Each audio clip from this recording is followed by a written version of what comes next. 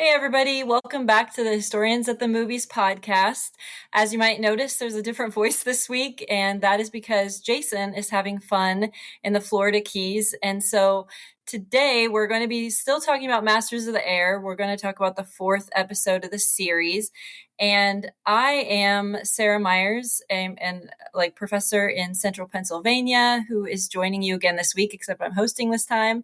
And with me are two of my favorite historians, Colin Colbourn and Luke Truxal. And Luke and Colin, if you all want to just briefly introduce yourselves to listeners, especially because this is the first time Colin is joining us. After you, Luke. Go ahead, buddy. Right. My name's Luke Truxal. I am a air power historian. My book is Uniting Against the Right, published by University Press of Kentucky. That came out just at the end of 2023, and I'm an adjunct at Cumberland University here out in Lebanon, Tennessee. So I studied the Air War and World War II, and kind of the concept of unity of command. All right. Yeah, I'm Colin Colbourn. I'm the lead historian for an organization called Project Recover.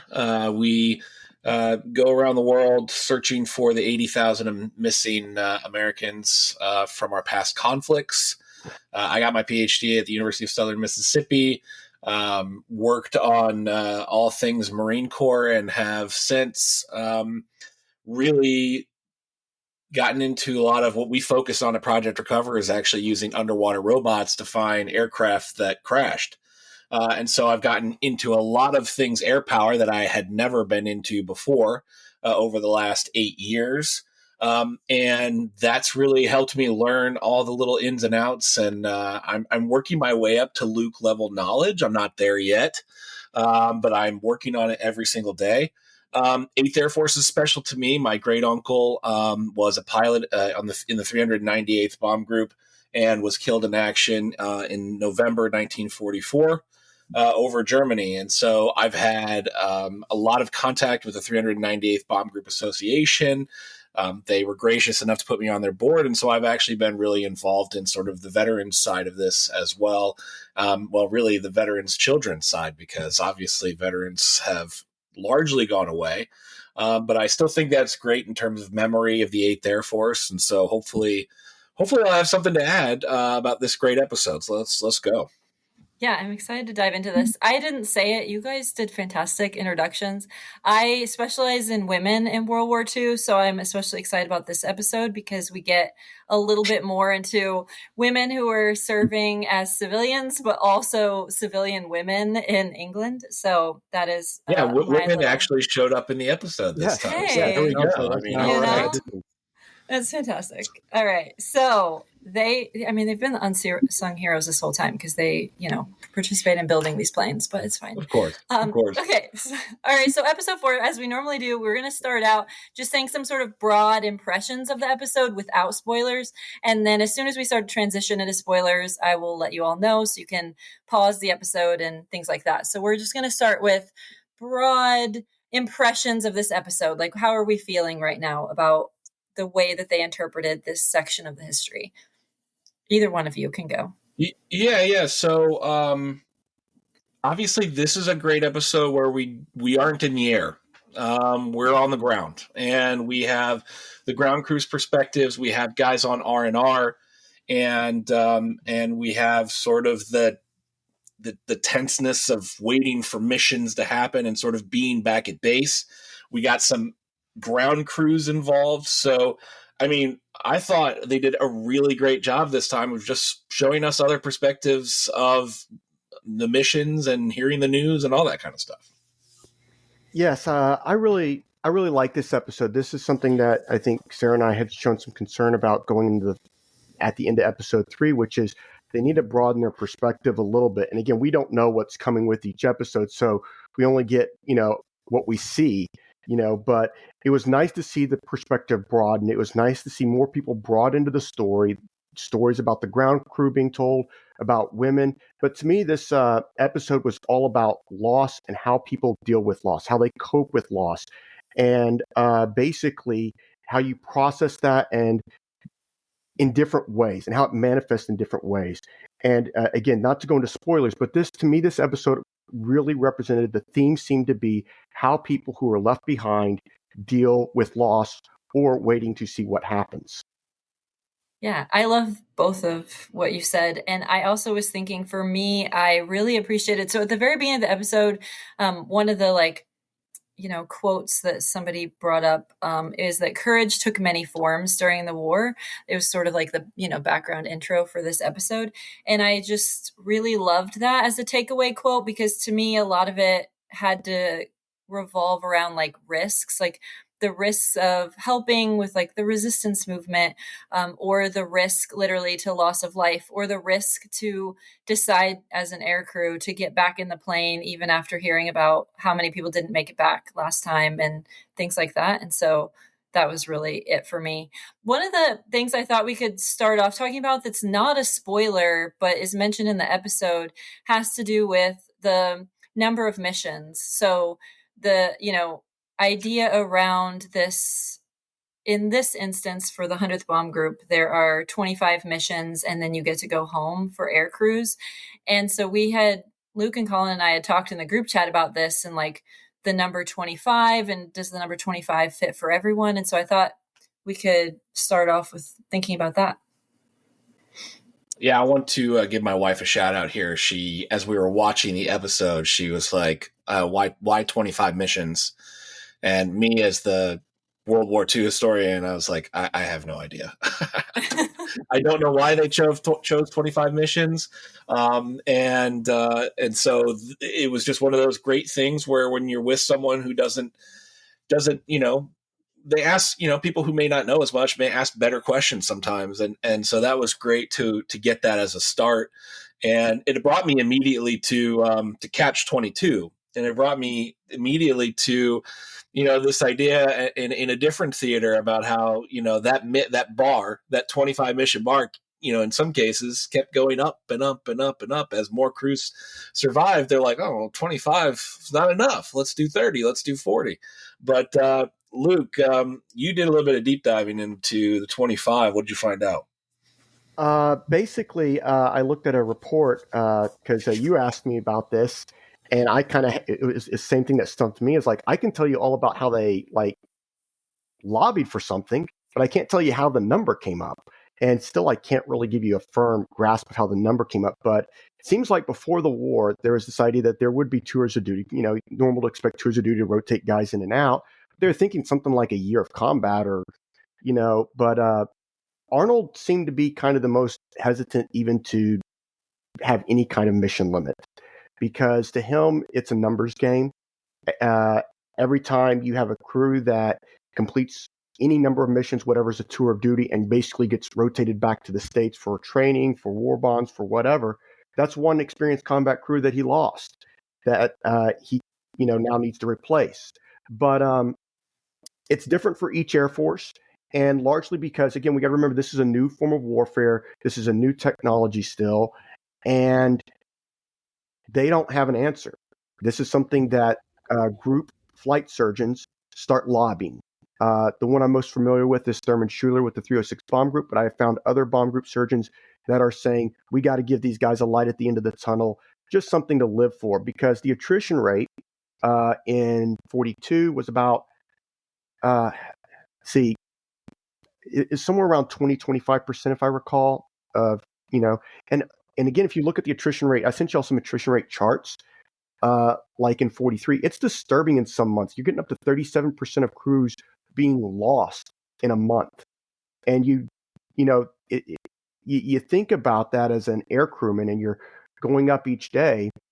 When's your number coming up? And so what these group surgeons thought was a good idea was to give these guys a light at the end of the tunnel, that they're not just flying till they die or get shot down. And different Air Force commanders had different ideas. Aker had this, he came up with a 25 to 30 number from what it looks like. And the 25 is what is generally accepted as policy, but technically it was 30 is what he set up. But the number 25 is he basically allowed kind of the group commanders and surgeons to just say, if if it's all right with you guys, you can send them back at 25. And so 25 becomes technically the official number. But 30 was what he was kind of moving towards, but he allowed kind of everybody at the group level to kind of do 25 on their own. This is a way to kind of appease Arnold, who was opposed to 25. Arnold was very much, 25 was on the low end, by the way. We think about Acre and we think about him pushing his air crews. He's actually the one lobbying to get these guys out, and rotate them out. Doolittle, I think, was in the 30s to 40s. And in fact, Doolittle at one point was considering getting rid of it too. And of course, this is more than double the survival rate, right? So yeah. 11 is the number that was like the average survival rate for these guys. Yeah, and they even mention it in the episode. So they have this number 25, which is literally more than double. You have to sort of like beat the odds twice in order to actually get to 25 as a crew. Yeah. I don't know if you saw the PDF I sent you, but Twining actually went hardcore for it. He tried to math it out and came up with a complex formula for it to try to figure out what would be a great. So the problem is for the Air Force commanders, they're not really given guidance, and it's on the Air Force commander to determine what the mission limit is. Now, 25 is for the most part stuck with throughout 42 and 43. In 44, they stick with it and then temporarily get rid of it, and then they move it up to 30 at the end of 44. And then I think by 45, they move it up to 35. But again, what they found out when they tried to get rid of it temporarily in 44 at some point, I think it was sometime in the summer, is that the morale just plummeted immediately. And they're like, this is a bad idea. So they have to have something. And again, some groups, depending on what Air Force you're flying with, the number could be as high as 50. So again, it's the problem that we have here is the Air Force commanders are being the ones having to make this policy, but at the same time, they have to keep Arnold happy, who doesn't want these guys coming back, because to him, these are experienced combat crews. Why do I want to lose a combat crew? And something, if you read Crosby's book, as the 100th Bomb Group takes heavier losses, one of the things that they point out, that he points out in the book, is that they're running short on planes at one point in October, right as they've sent a crew that has just completed its 25th mission back. And they're just thinking, man, we could have used that crew to kind of fill our, to get another plane up in the air. Yeah, because experience matters, right? Yes. I mean, when it comes to these missions, I mean, you guys talked about it last time, and they really get into it. But this is not just sort of flying a plane from A to B, right? These are incredibly complicated takeoff, join up procedures, navigation procedures, and of course then getting through the flak, getting through the bombing, and being able to get back home with a B-17 that's got 800 holes in it. This is, of course, we see a lot of young guys. They have to have a lot of replacements come through, but an experienced crew is such a valuable thing, especially this early in the war. And replacement crews are not ready for the fighting in Europe right away. They have to fly a few missions in the UK and around to get acclimated to the combat conditions, in particular, flying in the overcast weather, because a lot of them are not used to flying in these kind of conditions with the heavy cloud cover constantly. Again, that's another thing Crosby points out in his book, is that one of the things that's affecting their ability to put planes in the air as they continue to take losses is it does take a few. They have to fly these guys in a B-17 in the UK and in the European weather to get them acclimated. So again, this whole thing about attrition, the whole thing about the mission limit, I don't really like how Arnold kind of looks at these guys, but at the same time, because to him, it's a numbers game. But at the same time, it is a numbers game. We got to remember the United States in 43 is not fully mobilized for war. It takes a long time to train air crews. Pilots have to do primary, secondary. They have to do combat training. It's a long time. It takes at least, if you're fast tracking it, 2 years to get a combat crew fully ready for combat. A year if you're really pushing it. But 2 seems about good to go from basic to all the way to getting a crew ready. So, yeah, the numbers game is going to change in 44 and make some of this easier. But in 43, they're on the wrong end of the numbers game in aircraft and air crews. And this is kind of the balance everybody has to think about with the 25 mission limit from the top, of what they're dealing with. But also, you got to think about these air crews who are doing the math themselves going, we're not going to get to 25. If we get to 25, we're lucky, and the guys, Crosby even mentions, in his book, as he gets closer to 25 himself, he's counting it down. He's starting to wonder, he starts getting more superstitious, as we talk about, like, am I wearing the right shirt? Am I wearing the right jacket going up today? Right. What am I doing?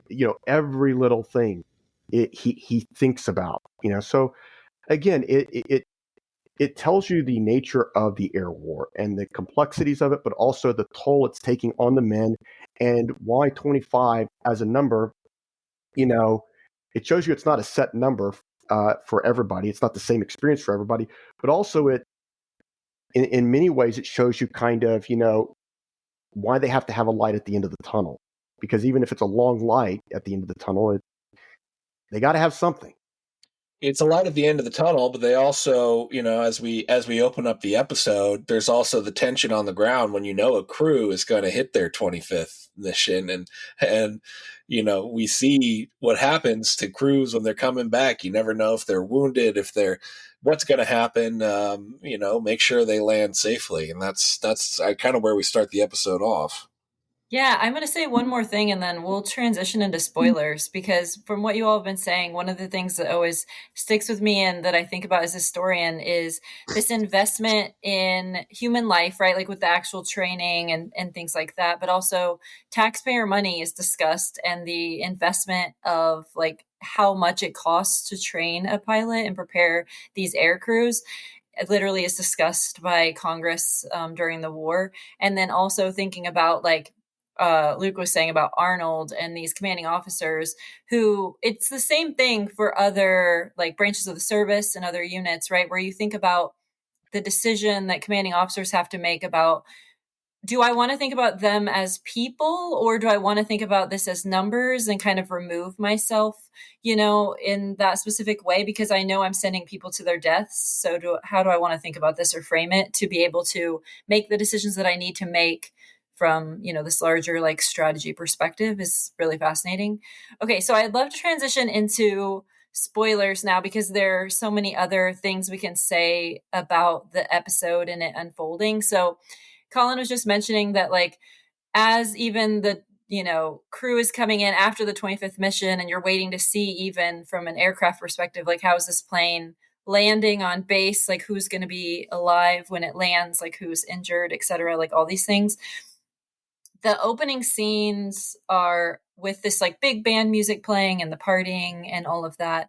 And I was just wondering, so one of the characters was saying like, oh, great, this is like a giant shindig for the one crew that didn't go home in a box, What did you all think about, or what do you think about when it comes to the celebration of the 25 missions or the interactions between these like combat weary, airmen versus the green crew that are coming in?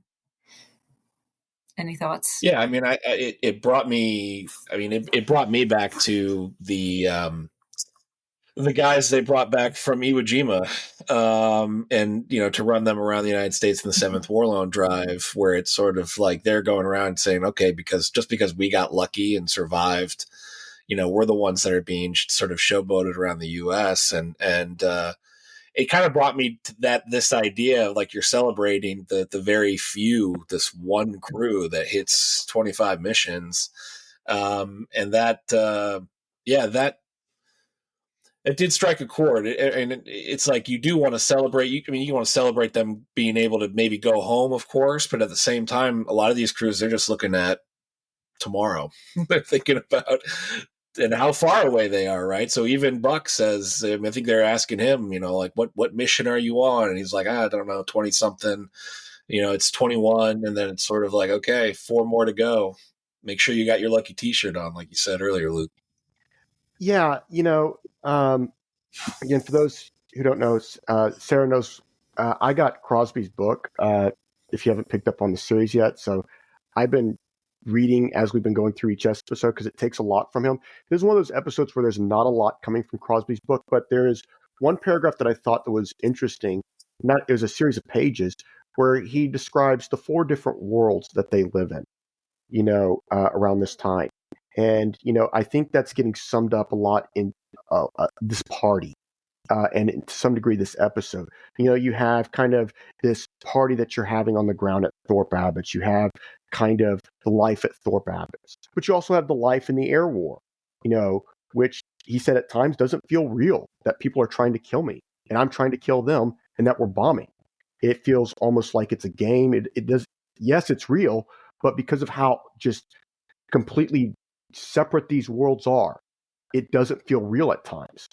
And then you also, and again, he goes on to talk about, kind of, the other world as being an officer on the ground, having to, be in charge of, enlisted men, censoring mail. But, and the fourth one is the home front, talking to his wife, Jean, through his letters and what it's like for her. So again, he mentions kind of these 4 worlds. And so again, if you ever get a chance to read his book, he talks about this in sections. Great at describing how weird this is, because you have the life at Thorpe Abbotts, you have the role of an officer, you have the home front, and then you have kind of the war in the air. But also he mentions how he feels weird about being a pilot, a navigator at this time in the air war, when he's reading about what's going on, as you mentioned, in the Pacific, how brutal the fighting is in the Pacific. And it's weird that he gets to have a party for a guy completing his 25th mission, whereas you have guys, fighting, in the Pacific campaign, they're still in the mud. And again, as I've mentioned to Sarah before, and, we were talking on the chat, the attrition rate is, when we talk about those who go missing and those who are killed, is actually higher than the Pacific when you talk of the attrition rate. The attrition rate is much higher in the air war, but it doesn't feel that way because, well, you go land and you go to a party after your 25th mission, or you go to a buddy's party after his 25th mission. And so there is kind of this, I like how Crosby described it, which is that you're in this weird dynamic as an airman. Yeah, it's remarkable. Sorry, Sarah. One real quick thing, and it is remarkable how the air war is. It kind of feels like drones today, where you're sort of like, that's not really fair. Where you're up and you're in this incredibly dangerous environment, but by dinner time, you're back in a bunk, sort of in this surreal safety almost. And then you have to go back into this other world, like you said. I think that's a great way to put it. And it is so different from the guys on the ground. We were talking about 25 missions versus like a combat tour for an infantryman, but these guys served a lot more than 1 year in many cases. And like we're talking about like the 2nd Marine Division, you guys have, they're going through multiple campaigns and they're not just sort of a few hours, right? They're 30 days plus on the ground with your life in danger. How crazy it must have screwed with your mind to have 8 hours of this incredible, someone's trying to kill you, and then be back in your bed, at night. Yeah, and even I love what you all are bringing up too, because even thinking about when Egan is meeting that Polish woman and they're having discussions in the bedroom later, and he's saying you can hear the bombing of London in the background, and he says this is the first time I've been on the business end of a bomb, just kind of this throwaway line that I think is fantastic, because it's the first time that as an audience we're thinking about what you all are bringing up, right, where you're removed from the killing in a different way, but then also even thinking about the bombing itself and what that looks like on the ground. I love that they pulled in not just that discussion between him and the Polish woman, but also later when he's leaving the apartment building and the woman who is screaming and crying on the street because she's lost loved ones in this bombing, right? And so thinking about the for the British, they've been bombed for years before the US even gets involved in this war, right? So this is in some ways desensitize them, kind of like the Polish woman being yeah, I'm getting used to this, being bombed, but then also the reality of what it is that their bombs are doing to like civilians and to people, but also thinking about how civilians on the ground are navigating this like grief and loss too. It's great. I Okay. I really Yeah, you like can go. that. I really like that they brought that in, being under the bombs, because I think, again, one of the things that I told my wife when I was watching this is, in many ways, if you've seen the teaser for what's to come and you know what's to come, is this episode does a lot of, while it is kind of an episode on the ground, there's a lot of seeding for the next episode, and there's a lot of ideas about, like, you talk about the bombing happened, but there's also idea of revenge, we're going to get back at the Germans. That comes up a lot in this episode, very subtly and not so subtly, about how we're going to get back at them. And one way to do that when you're really angry is to attack civilians. And it shows how revenge bombing, how attacking civilians can escalate atrocities by, you attack civilians, oh, then we're going to attack your civilians. So, you can see that playing out a little bit in this episode, which I liked. But also I liked how it showed how airmen react to being under the bombs themselves, because I can't remember if the account came from Frank Armstrong's diary that I read one time, who was used to command the 306 bomb group in 43, or if it came from Russell Strong's book on the 306 bomb group. But there's this talk about this airman who was an evadee and survived. And he, as he was making his way through France, got to see the 8th Air Force hit one of the targets in France. And he recalls being scared, because while he was not in the city, while he was watching it a few miles away, he could feel the concussions of the bomb bouncing him around in the tree line where he was hiding, and he could feel the shock waves miles away from each bomb that was hitting. And he said it just changed his perspective on the air war and completely altered how he thought about it. And, when he got back, and he talked about it again, I think this is actually Frank Armstrong's diary where he mentions this, is Armstrong said that really, when he talked to that airman, that really changed his perspective on what they were doing. And, that there are people on the receiving end of this. And so that's what I liked about this episode, is that you see that there is, we're finally getting the perspective of the bomb. Maybe not very much of it, maybe little snippets of it, but that's the kind of thing we need in this series, is to have this broader perspective to understand that this isn't just flying planes. This isn't just dropping bombs with precision-guided munitions on a target. And even today with precision-guided munitions, there's a limit to what you can do with accuracy. But it gives that perspective of what it's like to be for the bombed. And, that this is not just some war in the air, that these bombs have consequences. So it was nice to see that. And it was nice to see the reaction by, the airmen to it, but also to see kind of the different reactions that people have to being under the bombs. It's interesting because in the Pacific, the Japanese they hated the bomber. They hated the bomber crews more than anything else. So if you're a fighter pilot, and I've done a lot of work on some of the the Japanese Pacific bases in the Pacific, and they, if you abandon as a fighter pilot, a lot of times you're beat up a little bit, but you usually make it back to Japan. But a lot of these bomber crews, they just treated them totally differently. They considered what they were doing war crimes, the bombing, to your point there. And they would often either execute or torture them in a very different way. And I think that goes to your point, Luke, about just sort of what being under the bomb does to you. I should point out, I have it in my notes because I literally wrote it up right before I got here, but the first experimental use of the radar bombing and blind bombing techniques by the Americans is done in around this time period that we're seeing on film. I think it's the 27th September raid is when it's first tested, but we're starting to see blind bombing techniques very slowly introduced into the 8th Air Force right around this time as they're taking higher losses, and which means that they're accepting less accuracy by using blind bombing techniques. It's a fancy way of saying, they're using radar bombing, but radar bombing is not that accurate. I mean, Doolittle mentions it's not very accurate. Aker does as well, which is why they prefer daylight bombing and bombing in clear skies. But we start to see the Americans begin their shift away from a pure daylight precision bombing campaign to now incorporating a radar system that can be used in overcast weather. So again, I do think that, this episode is kind of preparing us for the Americans to start slowly inching away from that daylight precision bombing doctrine, that over time you'll see that shift throughout the course of the air war. I love this discussion, and I also love what we've been saying too about revenge, whether it be with the Japanese in the Pacific, right, or in this like context with the Germans.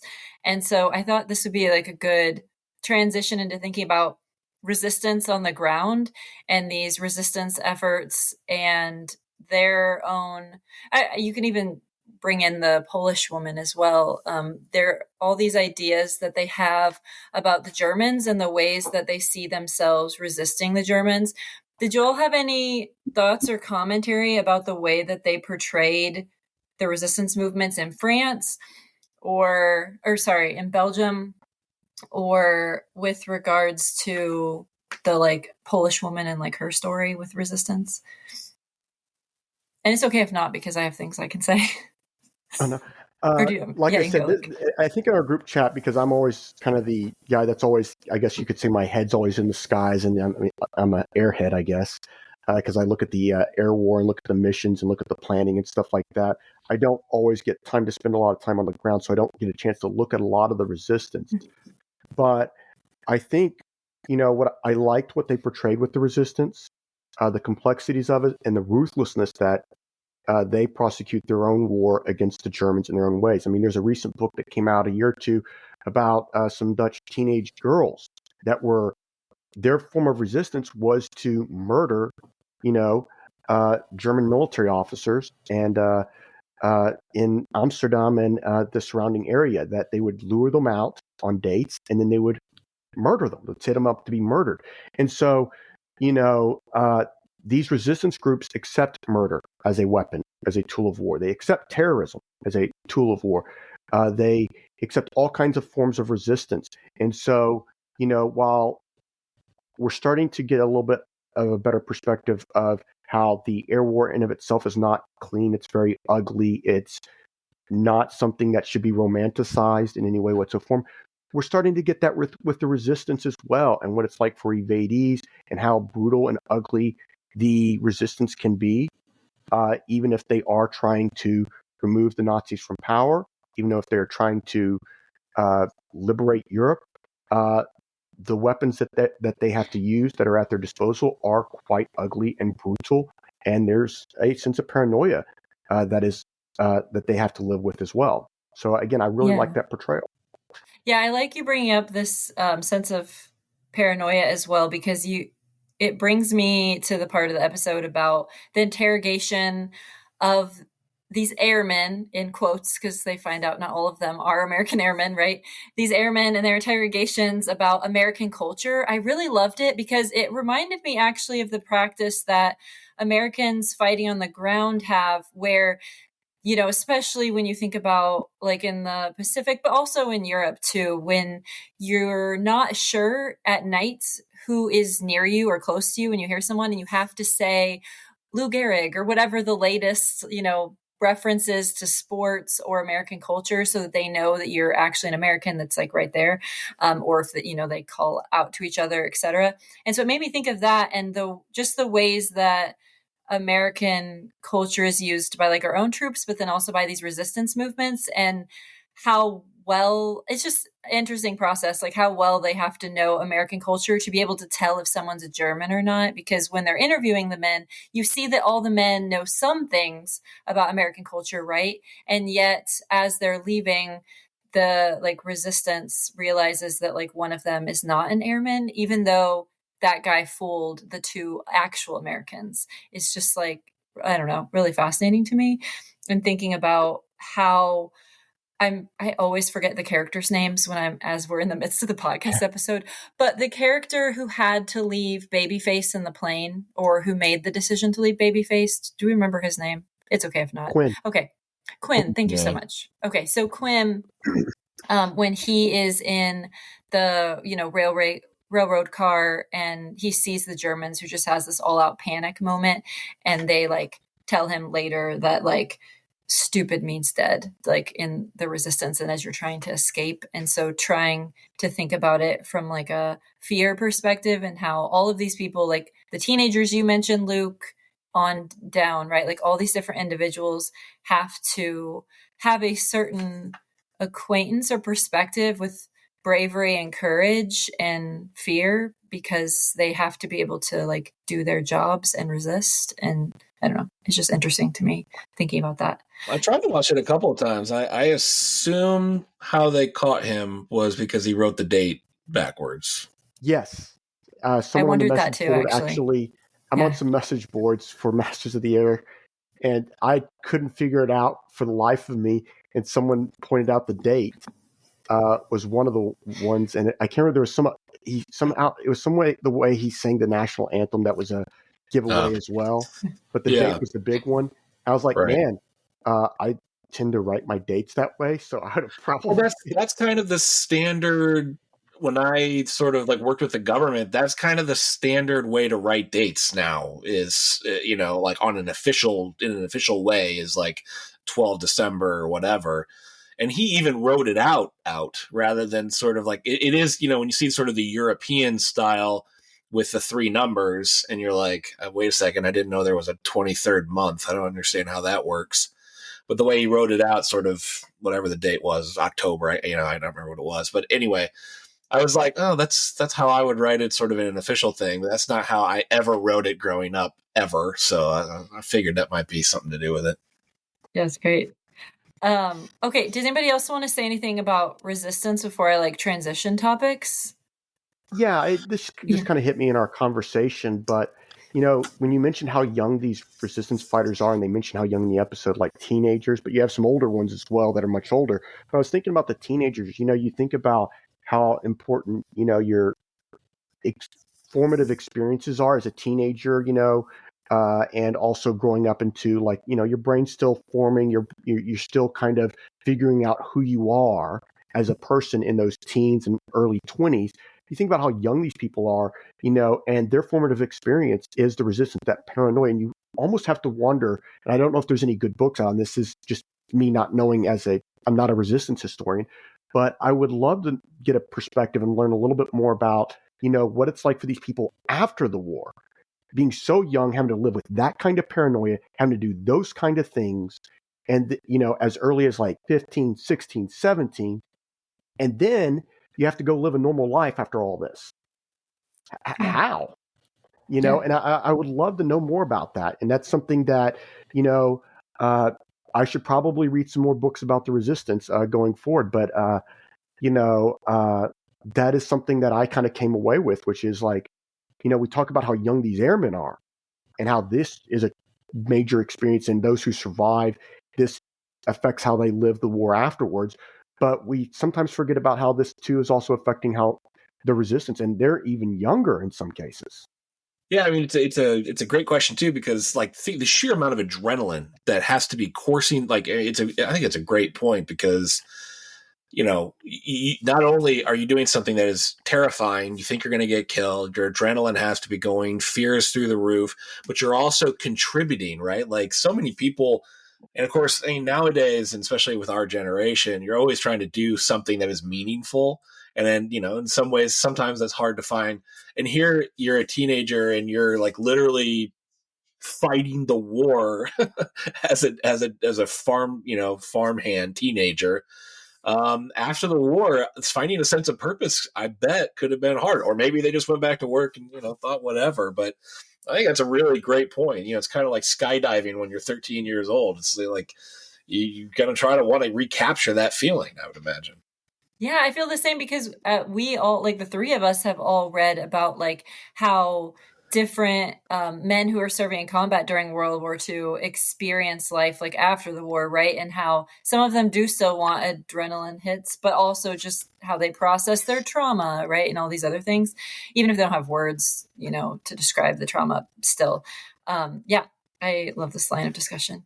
Okay, so I have to bring it up, and it might be just like, I don't know if you all are interested in talking about this or if I'll just go on a big old tangent about it, but I want to talk about the Red Cross and the USO and like these women who are serving donuts and coffee to the soldiers, before and after like missions, because, and I want to give a shout out to Kara Dixon Buick because she wrote an entire book on entertainment during US wars in the 20th century. So I wanted to bring this up, which is not really a question, but me like talking about it, but I will also open it up for you. I want to hear you talk about it, Sarah. Okay, I want to hear, you go forth. Because I was like, I'll also open it for you all after I rant about it. But so I really liked the way that they were portraying the women. I mean, there's so much more that they obviously could have said or done with these characters, and maybe they will. I don't know. But I liked that they at least gave us like a little hint to what this work is like for these women. So, as a lot of people may or may not know, during World War II, so during World War II, there are all these concerns about rates of venereal disease because rates of venereal disease had been so high during World War I. And so the U.S. military was employing all these different strategies. So things like handing out prophylactic kits on bases across the U.S., but then also overseas.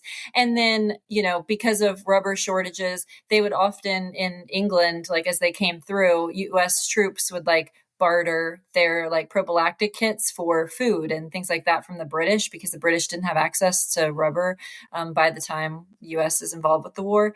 And so thinking about it from this perspective of, okay, so in this instance, we're going to have women who are going to serve things to men, like comfort foods, right? Like coffee, donuts, pastries, whatever.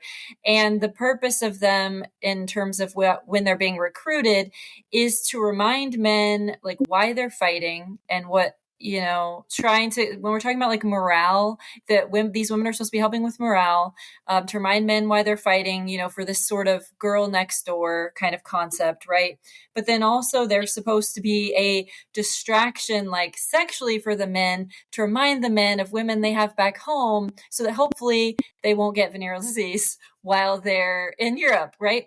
So it's fascinating to me because these women are supposed to be predominantly, these women are white because that's what the U.S. military wants, because we still have a Jim Crow military, etc.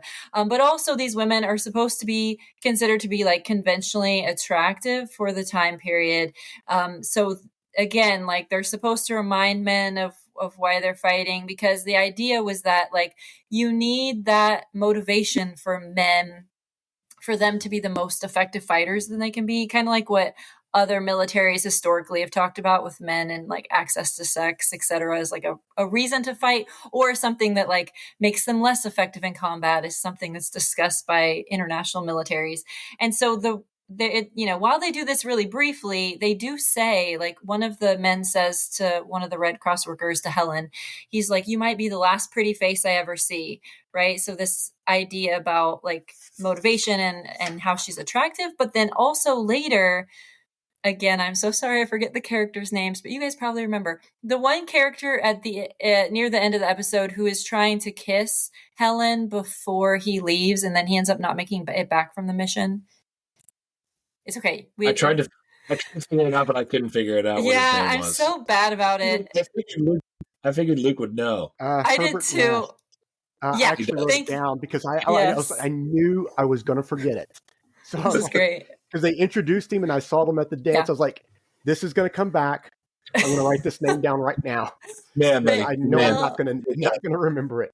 Well done, Luke. Okay, so when Nash tries to kiss Helen, like sort of playfully rejects his kiss, right? And I loved that moment because it is reflecting the fact that so often, besides just serving coffee and donuts, these women would host dances for the men, etc. Or, when you do see women dancing at Di's, 25 mission, like party at the beginning, there are women dancing there who have like the little Red Cross patch on their shoulder or whatever. So they're dancing with the men and like supposed to be entertaining them, but also the women themselves, for their own personal reasons, right, want to keep up boundaries between these men. Some of the women do date men, but a lot want to keep up this boundary. And so they, like what Kara Dixon Buick's work shows, is that the women had to find like creative ways to ward off unwanted sexual advances from the men. And in some cases, the U.S. military, like when you think about the Pacific, had to put these women in literal, like fenced off areas with guards or have their tents guarded because they couldn't trust the US military not to sexually assault like civilian women. And so even though these moments were like really brief, I thought that at least they were representing some of the experiences of these women who served with the USO and Red Cross and the work that they're doing, like, because these women see it as like patriotic for their country and like serving the war effort, but then also they're encountering these other aspects when it comes to interactions with men overseas who, you know, are in these dangerous and traumatic like combat situations and who sometimes, you know, do things that are unwanted, etc. Yeah, I mean, I'm glad you brought this up. Again, I just want to make sure clear. You're talking about the one with the dance. That's the guy that doesn't come back, right? Yes. Okay, Because so at I got the the right end, name. you did get the right name. As soon as you said it, I was like, I know that's right because the other guy, I just keep calling them guys. The other guy tells her later, like Helen later, like, hey, he didn't make it back, so that she would know. Yeah. I will admit I messed up on the last episode where I said it was Rosenthal's first raid was the big was his really bad one. Actually, it's his first 3 raids. This is his first one. Then he has 3 really bad ones. But basically, I just want to correct that from the last episode because I do feel guilty about that for a whole week. It's okay. But I mean, all the message boards have been going crazy about your mistake, Luke. So, I mean, hey, I'm really glad that you brought it up. You know, here's the thing. That's why sometimes I give the showrunners a pass. It's like if I, as a historian, sometimes make a slip up when I'm on the air and we're recording this, I mean, they're trying to do a fictional portrayal, so I always try to give them a little bit of a pass because it's like, man, this is a lot harder than what you think it is when you have to not only prepare, but we get to write it, but we get to edit it. When you're on and you're getting recorded, sometimes you don't get to edit. Getting back to kind of this point that Sarah brought up, which I think is really great, is that I can talk about this from a number of perspectives. I'm not an expert on it like Sarah is, and it's Kara. It's Kara, yeah. It's Kara. But basically, first, Crosby has 2 instances where he talks about this, I think, in his book. One, he talks about it like when he was censoring mail, that one guy basically found out because the mail got messed up, and he found out because a letter got mailed to him that his wife was back on the home front was cheating on him. But at the same time, because he's censoring the mail, he finds out this guy, and this enlisted guy who's really mad about his wife cheating on him, is cheating on his wife. And so it shows you kind of the complexities of this war with regards to sex and I guess you could say gender relations and all that. But he also mentions that they have like this Mile High Club that they form, which is basically pilots would fly a plane up in the air with a girl in it, and whoever was her date, basically they would go have relations a mile high in the air, and they would come back down, and they'd be a part of the Mile High Club. So they really did do that. That's what Crosby notes, those 2 instances, And again, it's in different sections of his book, and it's not like he's going out of his way to talk about it, but it comes up as he's recalling all of this stuff from his time there at Thorpe Abbott's. But the other thing I'll talk about is when I interned with the East Anglia Air War Project, Dr. Vernon Williams did a lot of good oral histories on basically the relations between the British and the Americans. And one of the things that I really got to learn is about the war brides, is that you have a lot of these relationships that are formed. And some of these women get married to these men who are overseas. And sometimes there's a happy ending and they come back to the States and they set up a family and all that. Sometimes, because they travel over, these guys go back to their wives or they go back and form another relationship and they just kind of, divorce them or whatever. So it shows the complexities of these relationships. It shows that romance is still there and sexual tensions are still there. And it is a very, complicated time with regards to the war and the heightened idea of, you could die at any mission. And so what I like is it just shows how complex basically romantic and sexual relations are between the Americans who arrive and also the women who were there, either British or American Red Cross or whoever's there. So I love that we got a little bit more of that complexity, and also how these women, what I wish maybe we could get a little bit further into is how close are they going to keep getting to these men if that they know that some of these men may not be coming back, and do they form better relationships with the ground crews because they know that they're a constant solid always there. So sorry, I really love this discussion. I love, talking about this side of the air war because, it's easy to forget that this also is a part of what's going on. Yeah. And I want to say too, sorry, Sarah, it is fascinating because when you read a lot of these accounts, the women are very present, especially when it comes to R&R, especially when it comes to going to London. And while the relationships are there, the sexual side is there. There's also a maternal side that I think is really important. And it's hard because you this is coming from a male perspective, right? For the women, they're having these crazy boundaries, which was really fascinating to hear about sort of how they are trying to be so many things at once.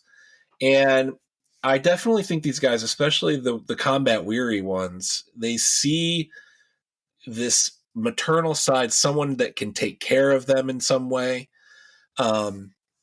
My great uncle, before he died, he was on leave. He actually died on his first raid after getting off of leave, and he was very sick. He had some really bad cold or something, and he was riding back home and talking about how cold it was there and that he was constantly freezing. And he went to a Red Cross club in London. I think it was in London, and he doesn't say.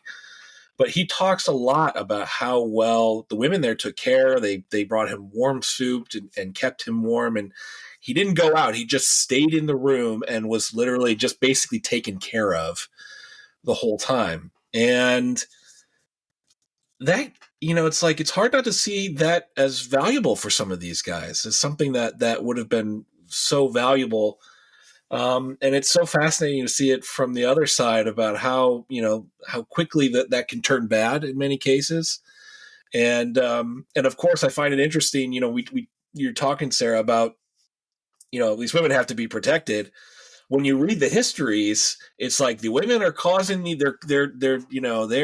it's the women's attitudes and the way they're doing things that is really pushing the men to be too, aggressive. And it's just like, it's amazing how the historical record is so reflective of the gender norms at the time too, and so that's a fascinating thing. It was really good to see some of that portrayed in the episode this time. I hope there's more.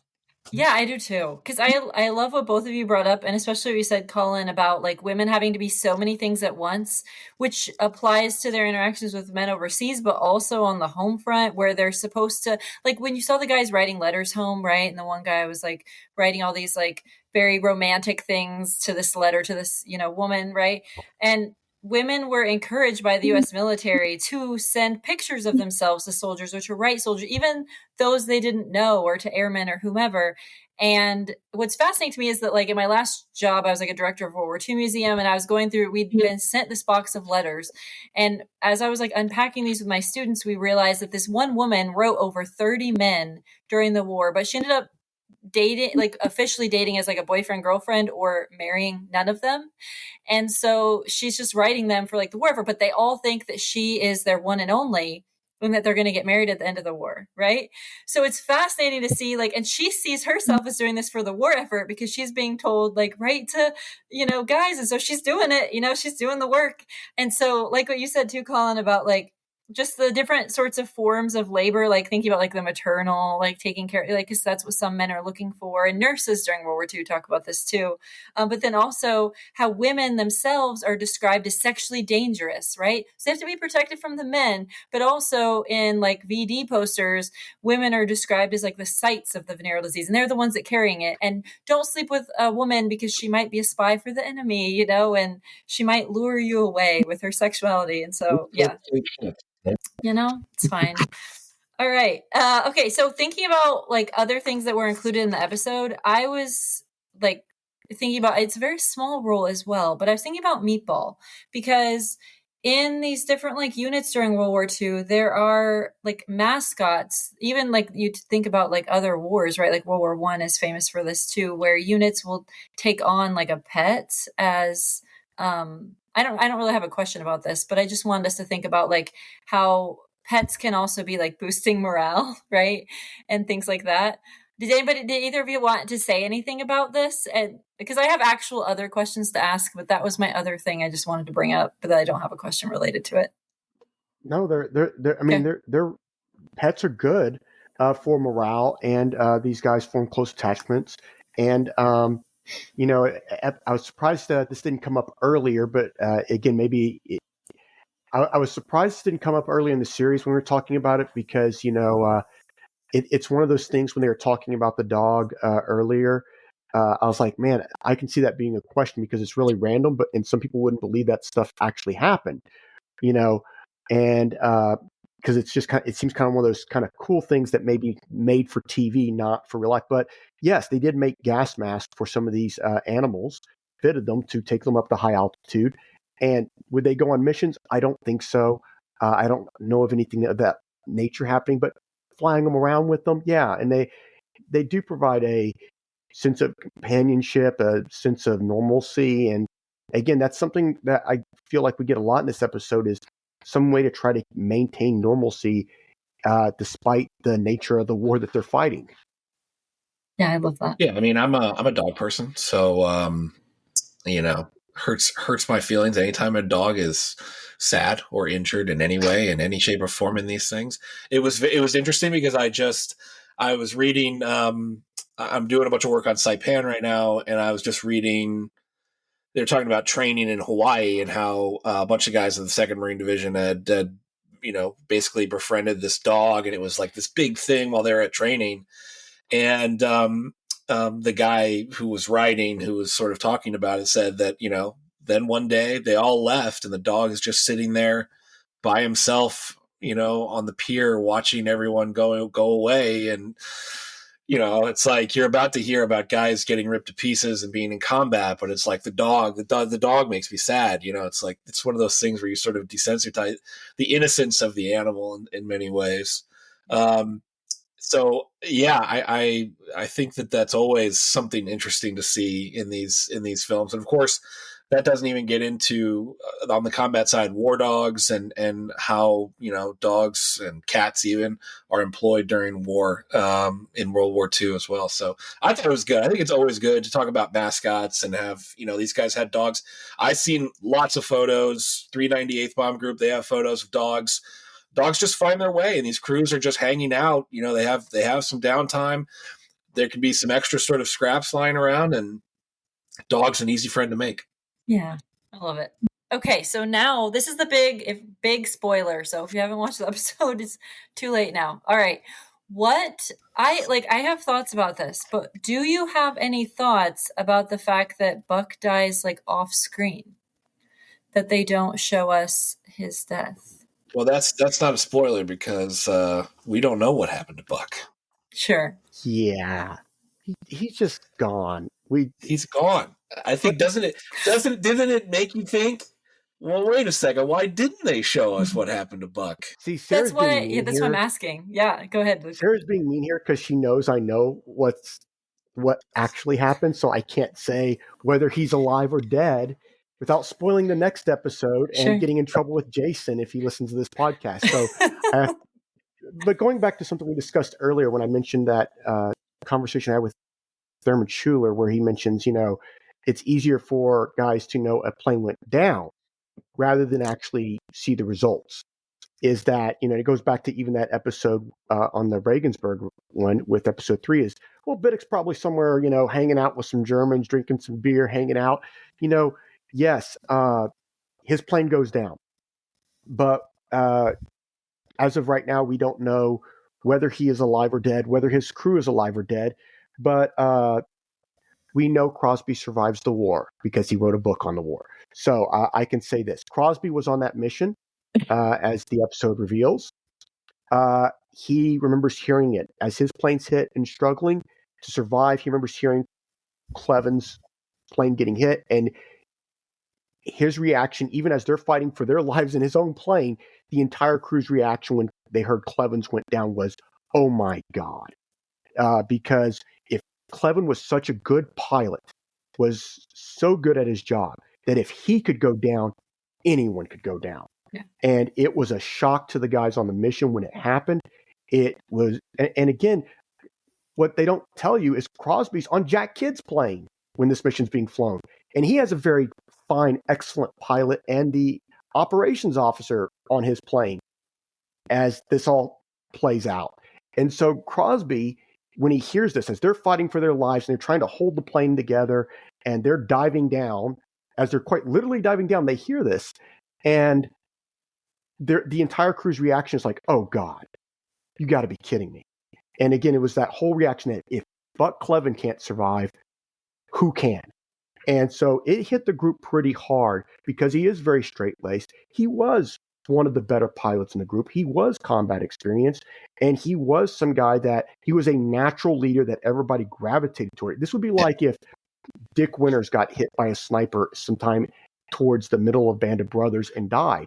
He would have that kind of an impact on the group, and that it had that kind of impact on Easy Company. Someone that popular, someone that straight laced, someone that good, and so there are certain leaders in combat that, because of how good they are at their job, because they are so trusted, because they will take the risk with their men, that their loss really does have a impact regarding morale, and has a psychological impact that just is like a bunch of dominoes falling on everybody.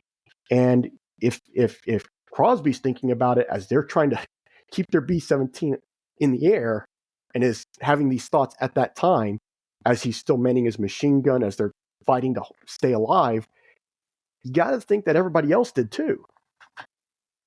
Yeah, I think it's such a great thing that they did by not taking us through what happened yet, because, and this is something that we deal with on the MIA side all the time, is if there's any hope at all, and over the skies of Germany, there's a lot of hope. I mean, the number of parachutes seen, the number of these crews that actually make it. We lose a lot of guys, but there's a lot of guys that are able to get out of these aircraft when they're crippled and falling down. It's quite remarkable. So if there's any hope at all, families, and I'm sure the guys back at base are going to cling. Now they're going to miss that crew, obviously, as part of their operations. But if you're worried, like as if Buck is your friend, I definitely think that you're sort of like, that's a bummer. Remember, everyone came back and they said, "I don't know, I didn't see it. All of a sudden they were gone. I don't really know what happened." And so they're still clinging on to that hope. I mean, we, especially in the Pacific, we deal with this a lot. After the war, the Germans kept really good records about who, went to prison, and those roles were actually very well done. Germans very meticulous. The Japanese were not as good. And so there's a lot of family members that cling to hope for many, many years, that their loved ones landed, bonked their head, got amnesia, landed on an island, and started a new life with, an island family or something like that. And so I still think, like, I think even they might assume that somehow Buck survives, right? Like he's gone, but we don't know. We don't really know what happened, and I think that a lot of these guys are clinging on to that hope. The one person who, it seems like from what I've read and some of the other accounts I've seen, Egan seems to be the most convinced he did not make it.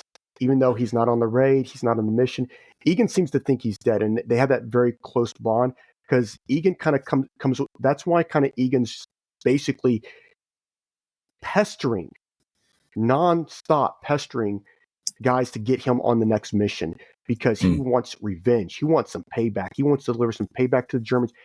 So again, I get the vibe that while other members of the group, the shock of his plane going down is the thing that, like, if he can get shot down, anybody can, but they're still sometimes holding on to that hope that maybe he survived. Egan seems to legitimately think, based on his reactions that I've seen accounts of, multiple accounts of, he doesn't outright say it, but there are multiple accounts that indicate that Egan is so mad that the only reaction I can think of is that he has just given up his friend for dead, and he's just assuming he's dead, because the anger in which he wants to get on the next raid and go take it to the Germans, and again, we get a little bit of a teaser of that at the end of the episode, that is very real, which to me would indicate more he's not holding out hope. That's his best friend. He's gone. I want to go back and get some payback. And so I would say, while others might be holding on to hope and they can use that to kind of get them through this, I would say the one that probably doesn't seem to have any hope that Cleven survived is Egan. And I think that's made very clear in the phone conversation, made very clear in the teaser, but also if you read the other accounts, he seems to have given up his friend for dead.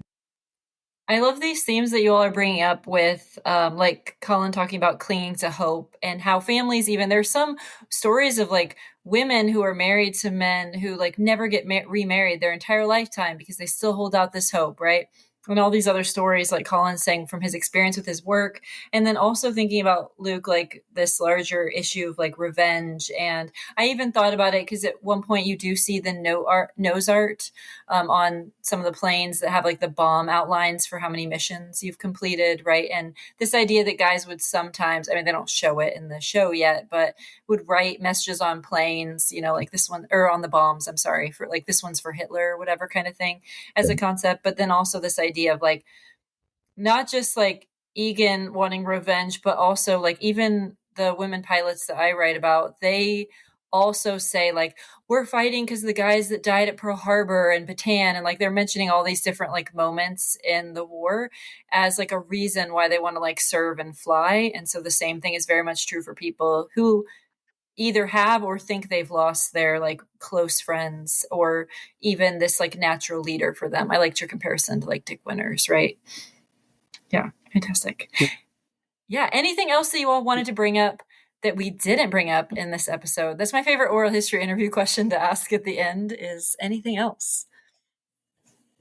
Again, I did a little deep dive into newspapers, and because Egan holds up the newspaper that basically just says exactly what happened the day before, and so I was just curious, what censorship looked like, and so I looked up sort of this date in the U.S. and what the papers looked like, and they were a lot less forward about how many aircraft were lost, and a lot more. They were a lot more sort of, like.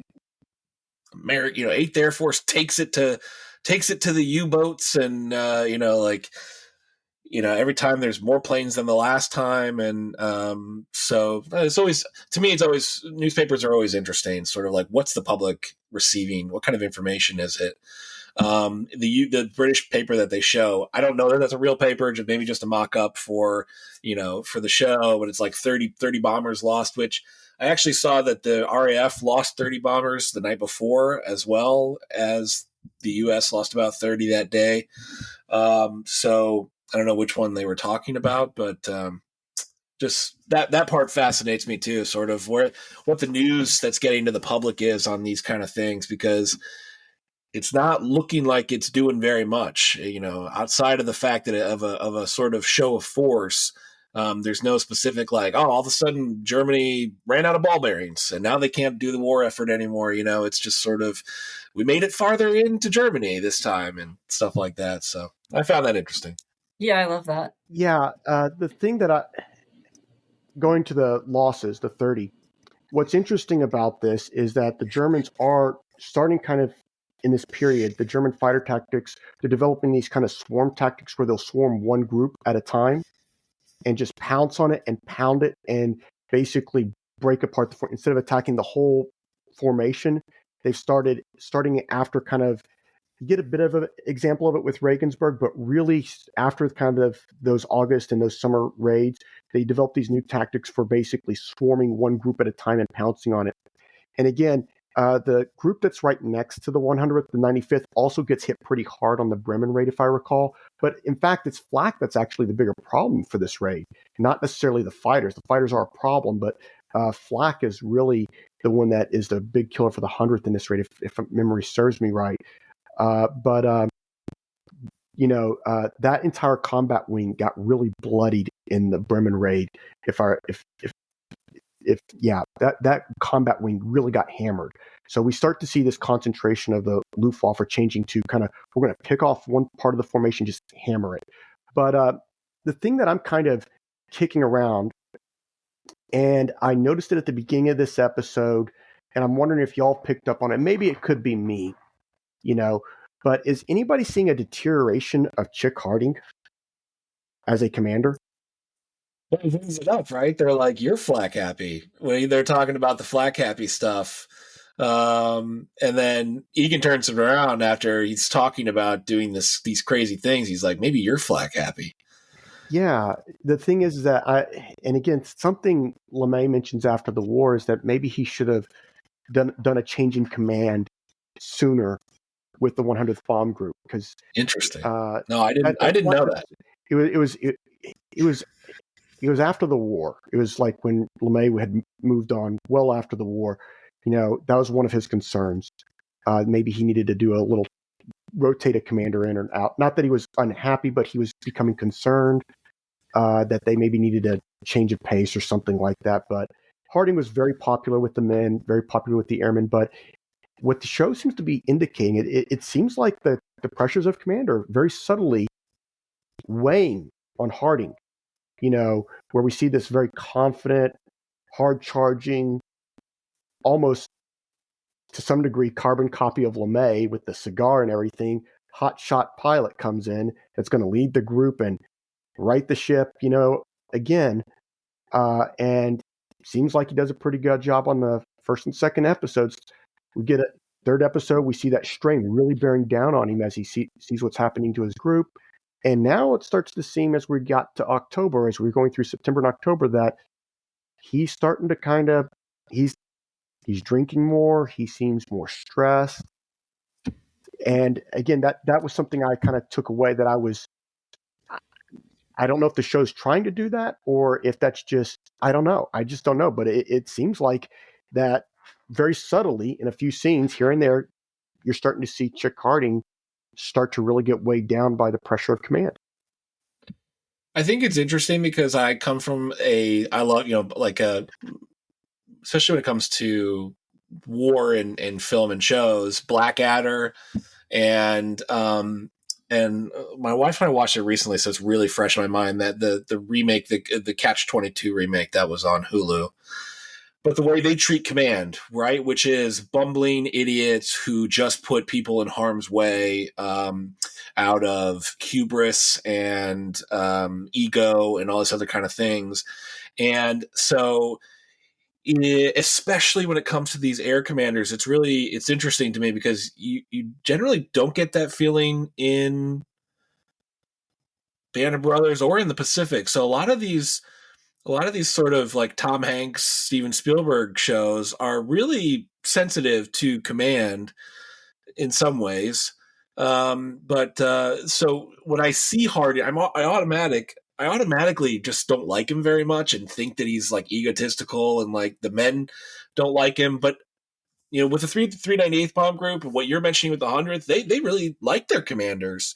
And of course that's their group commanders. That's not going up farther than that. But I think you're right, Luke. It seems like they're sort of pushing back a little bit on Harding, and he seems to be paranoid a little bit. He talks about the bomber that looks like it's facing down and crashing at the party, stuff like that. So I think that's an astute observation for sure. I do too. I love this discussion because it struck me the most with what Colin was saying about when he's the flak happy moment, right? And thinking about the potential like deterioration that they're trying to show us, but also how all of these things relate to the things that we've been talking about with regards to like morale and maintaining morale. And if you have that leader who is maintaining morale, but yet seems to be slipping like with his own personal decisions and drinking or being flak happy or whatever, or thinking about when you're talking about censorship in newspapers, what is victory look like for the US based on losses, right? And how is this going to be portrayed to the public to keep up morale in the public? But also, just this larger idea about censorship, which is very intensely monitored during World War II. And so this leaves us with a lot of good like things. I think it leaves like listeners with a lot of things to think about going forward now. I have one more thing, Sarah. Last thing, real quick. Ground crews are brought up. We see the ground crew situation, fixing the magneto so he can get that engine started to get up in the air. Which I actually looked at this mission, and Buck was actually first in line and took off first on this mission. So, I'm sure they just melded some of these things together to show sort of the ground crews doing this amazing work.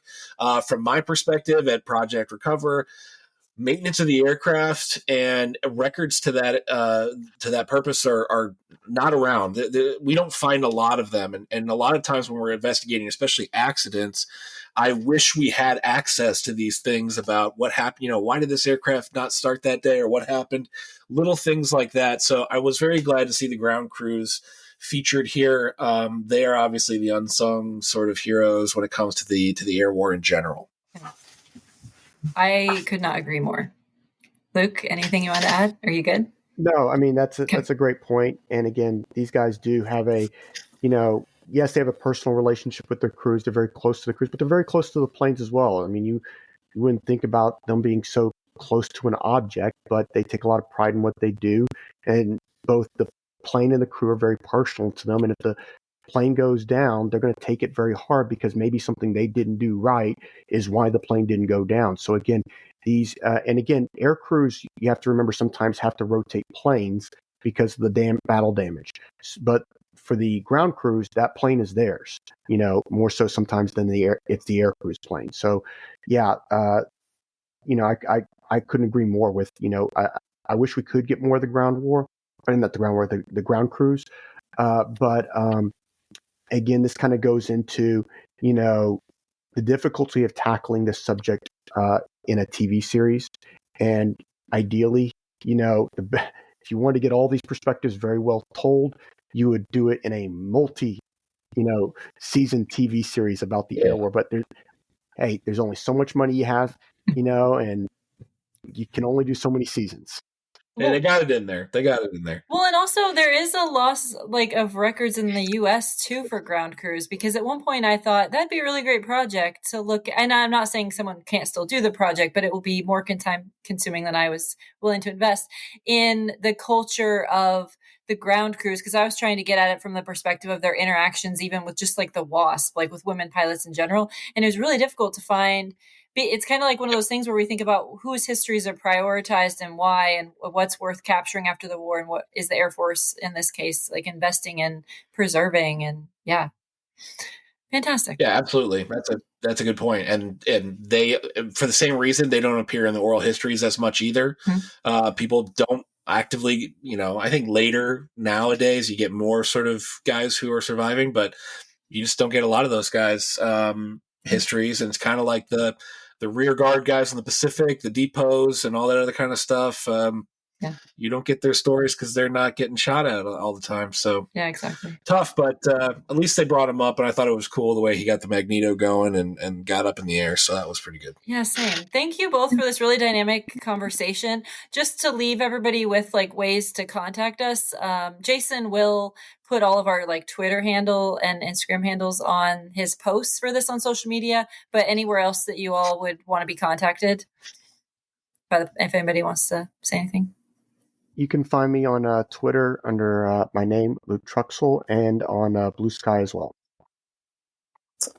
Yeah, I just hopped on Blue Sky, but I don't even remember what my, just look up my name, Colin Colbourn on Blue Sky. I'm at Colin Colbourn on Twitter, but Instagram probably is where I'm sort of more active than not, and it's at CM Colbourn there. Or LinkedIn. Find me on LinkedIn. Project Recover. We've got a lot of activity on LinkedIn too, so it's a cool place to check out what we're doing. Fantastic. Twitter and LinkedIn are also the best places to find me. So Sarah with an H, Myers, Myers. All right. And so this is the end of our session for today. And thank you all for listening. And thanks to Jason for letting us take off with this podcast. Thanks, Jason and Sarah. Good job, Sarah. Well done. Thank you.